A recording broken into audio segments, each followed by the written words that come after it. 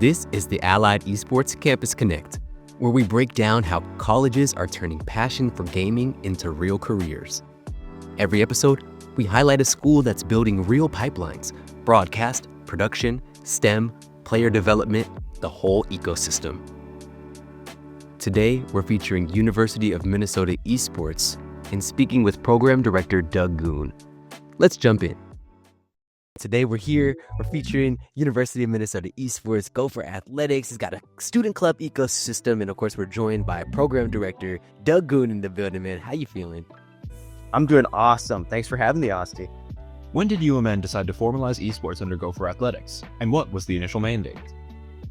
Sure. So it was around 2017, 2018, I believe, that the Big Ten Network started broadcasting League of Legends. Once it was televised and once they were giving kids $5,000 scholarships, right, my AD's ears perked up and he said, "Hey, Doug, we got to figure this out. Clearly, there's a future. There's a lot of potential here." And so that's where we kind of first got our foot in the door. From there, like anything with esports, it was a long road, a lot of lessons learned and a lot of slow growth, if you will. But we stood up a space in our women's ice hockey arena.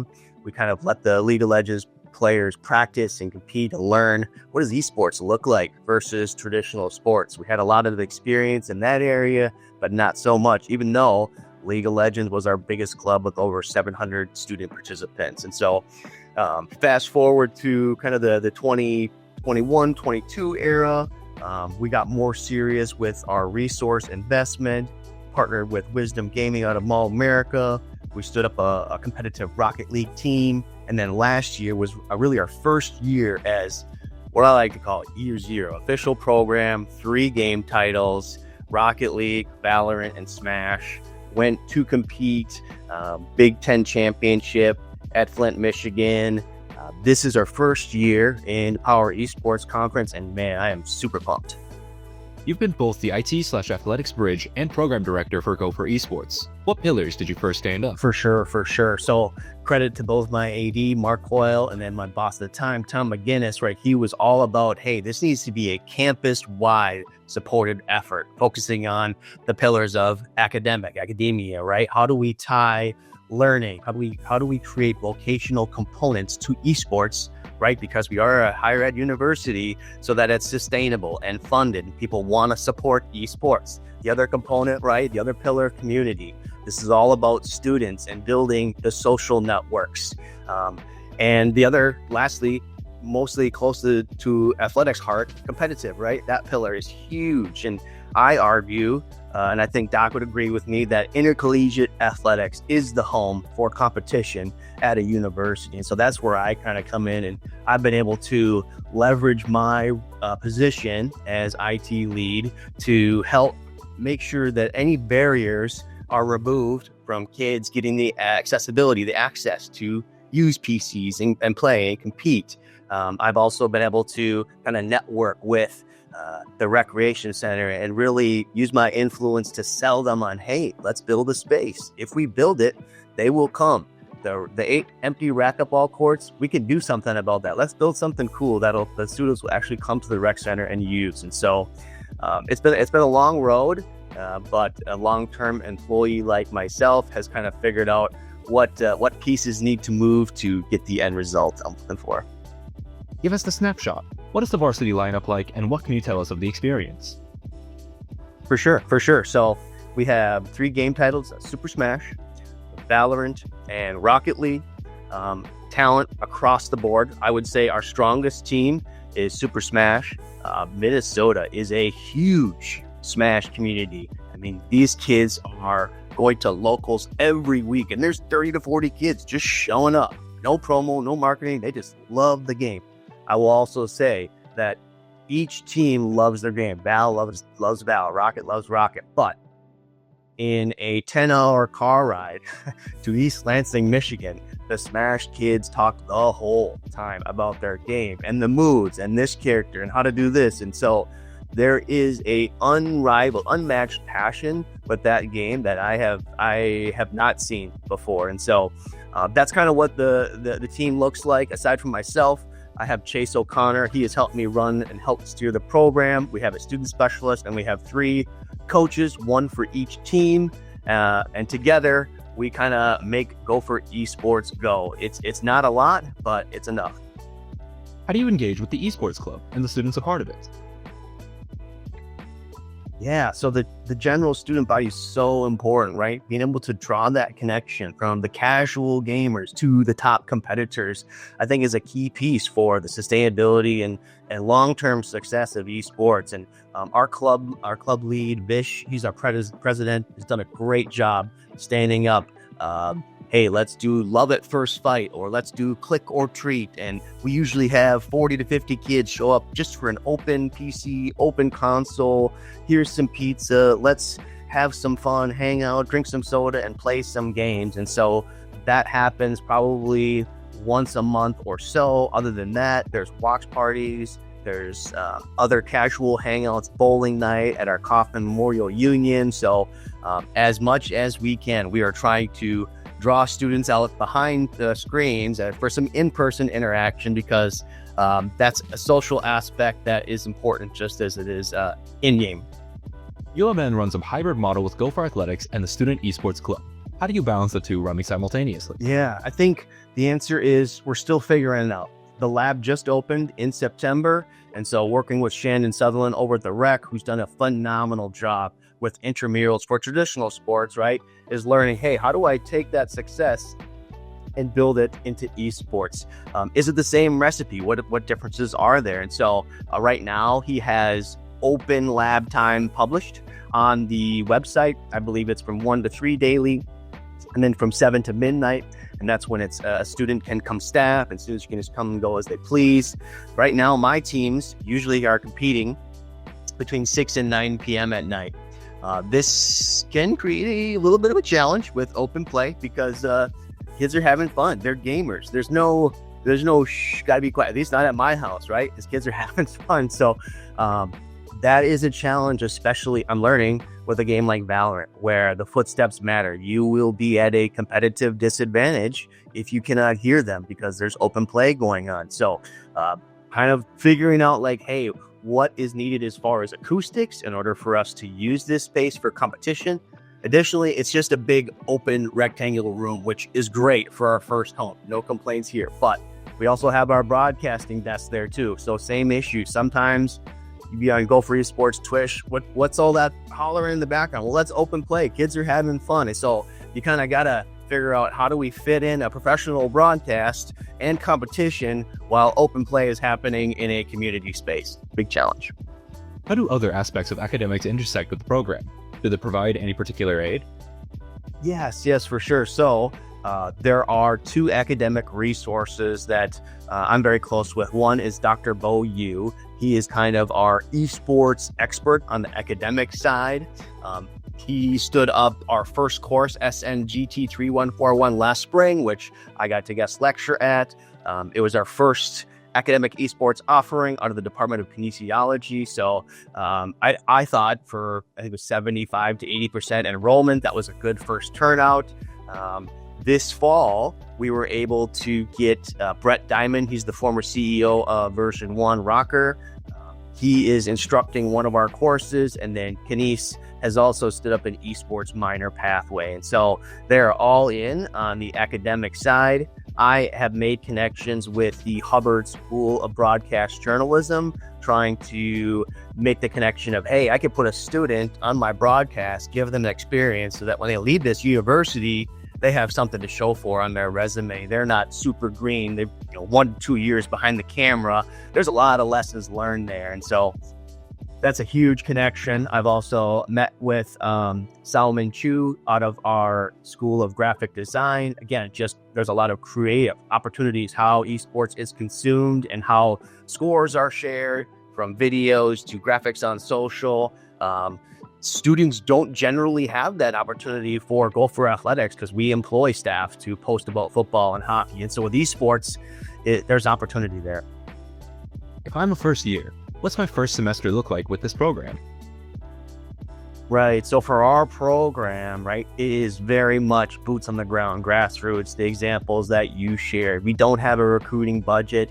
It's a lot of word of mouth. It's open tryouts where I am thankful that the University of Minnesota has a 50 to 60,000 enrollment where, I can just draw from a big pool of students, and usually there's a bunch of talent in there. And so usually students will hear about us through Snap or on our socials or in flyers. I have done 2 presentations to different classes now, so that's been a very cool opportunity to present to students. And once I was a student sitting in that seat many years ago, so coming full circle has been great. But communicating to those students on the front end, hey, this is as serious as a student athlete experience. If you're going to accept a roster spot, know that your academics are top priority, but right after that is your competition, your team, your teammates. That means sacrifice for social and other things. And so we take it very seriously, just as we would football, hockey, any other sport. What are some key points that you want students to walk away with after completing the program? Yeah, it's such a great question. And I'm going to try and be concise with my answer, but it's so much. It's being able to say, hey, I traveled with a team and I know what it's like to endure some of the adversity of a delayed flight and going up against a competitor who unfairly is fresh as a daisy and didn't have to deal with that. And those are life lessons that in some way or another these kids are going to be faced with once they leave the university. It's showing up every Friday for captains and coaches on a Zoom just like this, knowing this is very much going to be part of your career life. So get used to talking on a screen and understand the nuances between, the delay and talking on a mic and stuff like that. Working through team conflict, right? Those are uncomfortable conversations that no matter where you go in your career, you're going to need to deal with. And I've already had to deal with some of them this year. And I can tell you that the students before and after coming out of that conversation are I can just see the development that change that happened after having that difficult conversation. So you would think it would be about a win-loss record, but it's really about developing them as young individuals, the career readiness, and just giving them the experience so that when they leave this university, they're ready for the workforce. What is one of your favorite showcase series you're building, and what rivalries are you most looking forward to challenging?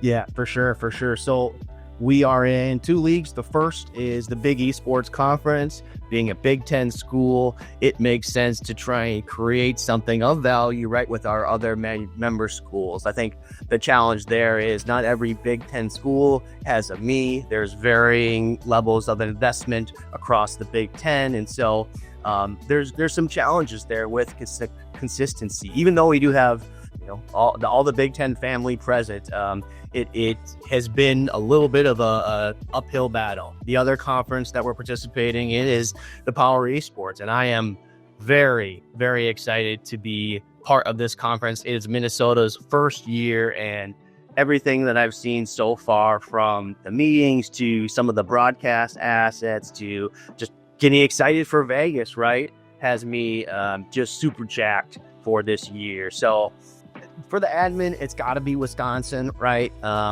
Border battle, Badgers, Gophers, Minnesota, Wisconsin. However, for esports, I got to say, Michigan State has kind of been our rival, and they're up in the series quite a bit, but we're due. Minnesota's due, and we've had some close battles at they host the Pantheon event every year. We drove there, and it was our Smash team versus theirs in the final. So when we get to Vegas this year, I'm pumped. Chris Bilski, I'm calling for your Smash team, man. We're due. Minnesota's due. What other roles outside of players exist for students to participate in?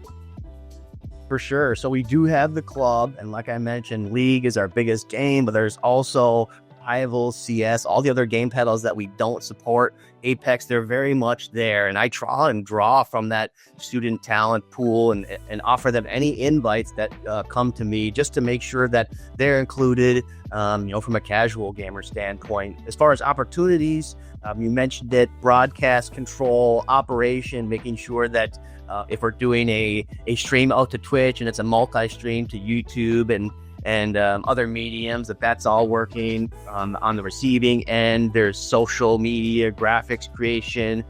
We have weekly results, kind of taking Twitch clip highlights and editing them into a highlight reel for our YouTube or socials. I mean, any way that esports can be consumed after competition is an opportunity for students to kind of create and highlight our successes. And so students can reach out to us through our Discord, through our email. I'm always taking volunteers with esports being where it's at, right? There's not a lot of extra funding to pay. And so we're always trying to trade experience for, student talent and make sure that it's a win-win both ways. But yes, hopefully that answers your question. What's coming next? What are some of the long-term goals and future plans you have for the program? Yeah, so great question. For this year, for now, I have a meeting with my AD coming up here at the turn of the year to really talk about what does the future of Minnesota esports look like? What is best for the program? And my goal this year is to get to Vegas, show my AD a successful year. And success, again, is not measured by wins and losses, right? To some it is, but for all things considered for esports, right, success is measured at how we've already discussed. And so really try and sell him on the future possibilities there and why we should continue to at least fund and support the competitive arm of esports. The school's already invested by constructing a space. The academics components are there, and I'm continuing to support that. And so campus-wide, the University of Minnesota is all in. And so I think athletics, again, I argue, is the best home or fit for competition. That's this year. Going forward, and I don't want to get in trouble here, but you asked me, so 5 to 10, I'm going to say, right, we need a full-time staff member. As I said, right now, I am the assistant AD for IT, and I wear the esports hat as the esports lead. Without me, our program wouldn't exist because it is fueled by passion. It has to be someone who cares. When I first started this, I had a whole team, an implementation team, and every single individual ended up leaving or moving on for other opportunities. And that's just how it goes when you have a long-term, too long, 24-year employee like me. That's just the right fit for someone to carry the esports torch forward. Unfortunately, this year it's been kind of to a detriment, right? And on this call, I showed up late just because I'm dealing with IT stuff. And so whenever it comes to balancing IT or esports, I'm always going to choose IT because I have to. And that is, it's not what I want to do, but that's what I have to do. And so it's been to a detriment of the growth of Go for Esports. And I would want to change that over the next 5 to 10 by hiring a full-time director who can really be there for the kids. Because right now my days look like I see them up at 5:30 with my kids. I'm in the office by 6, and then I'm usually home by 4, spend some time with the family, and then by 6, it's esports time. And I'm grinding until I fall asleep in the chair at like 10 o'clock, right? And that shouldn't be, because the kids deserve a director who can stay up till midnight or 1 a.m. because that's when esports happens. And so it's just a lot to ask from one person. And again, the kids would greatly benefit if they had a full-time staff member. So 5 to 10, that's where I want to go. What's the best way to support the program? How can people help? Absolutely. There is a link on our page, goforesports.umeta.edu. If you are so inclined to financially donate, we would love that. That would be huge. Otherwise, as you mentioned, simply showing up and clicking the like, the retweet, comment, engaging on our socials to show you're a fan, right? That's huge. With esports, one of the challenges is for a school like us, the competition happens digitally, right? There's no show up in person, a bowl of 50,000 people, right? And so being there to support online in Twitch chat, that you are the crowd, right? That is the arena of competition. And so showing up, being a fan, and making yourself known online is hugely important.